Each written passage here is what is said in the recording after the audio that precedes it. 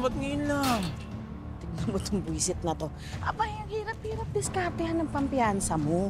At saka sinigurado yan ni Pretty na mahihirapan kang makalabas dito.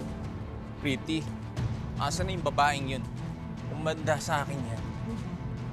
Tignan mo to, loko to. Abay, kakalaya mo lang. Naghahanap ka na naman ng panibagong asunto. Eh ano ate, pababayaan ko lang yung ginawa sa akin ng walang yung babaeng yan? Ayun pong babae ka! Halika dito! Halika! Hector! Tama na yan! Maawa ka sa asawa mo!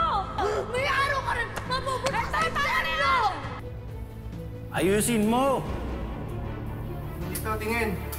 Tingin o.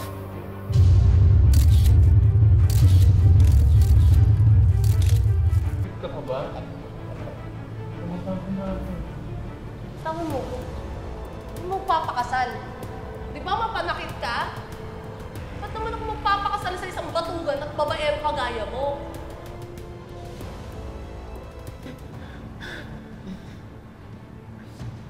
Hayop na Pretty yan. Palabas talaga ako dito ate. Makakatikip sa akin yan.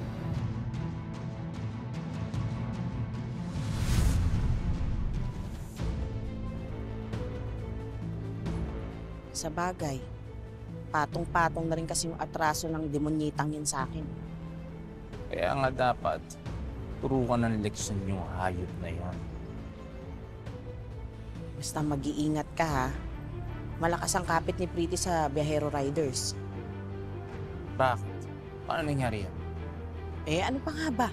Eh di pinatos ni Pretty yung oka na yun at pinagpalit ka pa dun sa mukhang bulok na tambutso.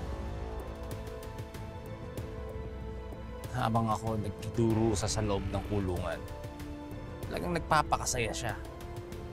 Talagang sinadya niya ipakulong ako para magawa niya lahat ng gusto niya. Kaya ate, lintik lang ang walang ganti. Siguraduhin mo sa gagawin mo, hindi ka babalik ng kulungan.